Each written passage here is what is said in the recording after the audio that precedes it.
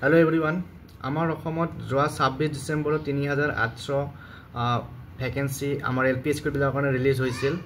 তাৰ লগতে আমাৰ যিবিলাক আপাৰ প্ৰাইমাৰী স্কুল আছে তাতে 1750টা ভ্যাকেন্সি কাৰণে এডভাৰটাইজ হৈছিল আৰু এতিয়া সেই 5500 ভ্যাকেন্সি কাৰণে ডকুমেন্ট ভেৰিফিকেশন চলি আছে। তাৰ পিছত আমাৰ অসমত আৰু 4500 ভ্যাকেন্সি কাৰণে এডভাৰটাইজ হৈছিল আৰু ইয়াতে আছিল 2900 ভ্যাকেন্সি আছিল আমাৰ এলপি স্কুল বিলাকৰ কাৰণে 2900 ভ্যাকেন্সি এলপি স্কুল বিলাকৰ কাৰণে আছিল আৰু ইয়াতে 1600 ভ্যাকেন্সি আছিল আৰু যিবিলাক আপাৰ প্ৰাইমাৰী স্কুল আছে তাৰে কাৰণে। কিন্তু ইয়াৰ লগত আৰু 1000 মান ভ্যাকেন্সি ওলোৱাৰ সম্ভাৱনা আছে, কাৰণ কিয় ইতিমধ্যে যিবিলাকে বিভিন্ন এলপি বা এমই স্কুলত চাকৰি কৰি আছে আমাৰ এলিমেন্টাৰী এডুকেশনৰ আন্ডাৰত, তাৰে বহুতে পিজিটি বা জিটি কোৱালিফাই কৰিছে আৰু তাৰে পৰা যদি জিটি কোৱালিফাই তেওঁলোকে জিটি কোৱালিফাই কৰে বা জিটি গ্ৰেজুৱেট টিচাৰত যদি চাকৰি পাই যায় তেতিয়া হলে হয়তো আৰু 1000 মান ক্যান্ডিডেট তাৰ পৰা ওলাই যাব বা আৰু 1000 মান ভ্যাকেন্সি খালি হৈ যাব, কাৰণ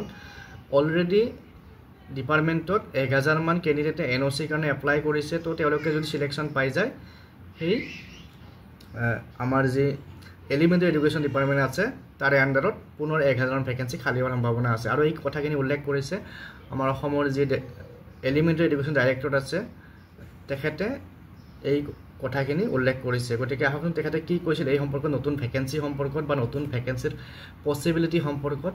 তো যিসকলে চেনেলটো নতুন কৰি আছে সাবস্ক্ৰাইব কৰি দিব তাৰ আগতে আৰু ভিডিওটো শ্বেয়াৰ কৰি দিব তোমাৰ ফ্ৰেন্ড সাৰ্কেলৰ মাজত। আৰু যিসকলে এতিয়ালৈকে এই চেনেলটোৰ ইনফৰমেশন বিলাক চোৱা নাই বা এবাৰ চাই ল'ব, তেতিয়াহ'লে আপোনালোকে বহুতখিনি আমাৰ টিচাৰ ৰিক্ৰুটমেন্ট প্ৰসেছৰ লগত জড়িত ইনফৰমেশন জানিব পাৰিব।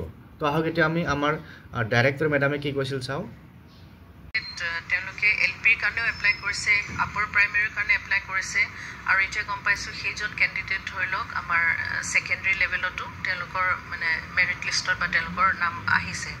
গতিকে আমি কিন্তু ৰিক্ৰুটমেন্ট প্ৰসেছটোত আমি হিনে ধৰণে আমি এটা পদক্ষেপ লম সময়মতে, যাতে এজন ক্যান্ডিডেটে মানে বেলেগ পোষ্ট বিলাক যাতে তেওঁলোকে ৰাখি নথয়। গতিকে এইটো ফেজ ওয়াইজ হ'ব। এতিয়া আমাৰ বৰ্তমান এইটো ফেজ চলি আছে আৰু এইটো আমাৰ ওপৰ পৰ্যায়ৰ লেভেলতো হেতু অকমান দৃষ্টিগোচৰো আছে আৰু সেই অনুপাতে আলোচনাও কৰা হৈছে আৰু সেই নিৰ্দেশ অনুযায়ী আমি এনেকুৱা ধৰণৰ এটা পদক্ষেপ লোৱা হ'ব যাতে এজন ক্যান্ডিডেটে কেইবাটাও পোষ্ট তেওঁ মানে অকুপাই নকৰে, যাতে পোষ্টখিনি বেলেগ ক্যান্ডিডেটক মানে ডিপ্ৰাইভ কৰা নহয়।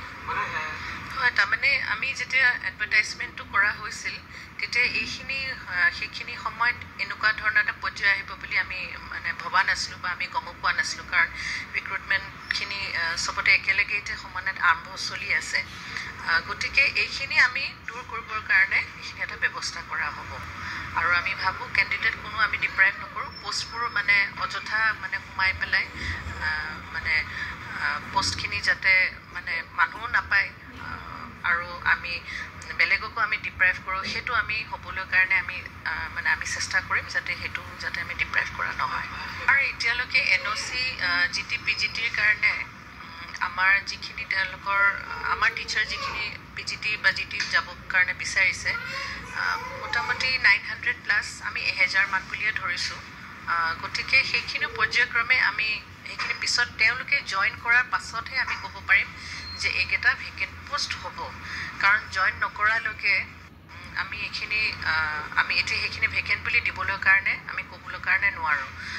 গতিকে পৰ্যায়ক্ৰমে আমাৰ যিখিনি আমাৰ ৰিক্ৰুটমেন্ট প্ৰসেছ চলিয়ে থাকে, আমাৰ এতিয়া 5.5 চলি আছে, আকৌ 4.5 এটাও আমাৰ পিছৰ পৰ্যায়ক্ৰমে আমাৰ চলিব। গতিকে সেইখিনি আমাৰ ভেকেন্ট পোষ্ট হ'লে সেইখিনি শীঘ্ৰে এডভাৰটাইজমেন্টৰ আমি যা যোগাৰখিনি কৰা হ'ব।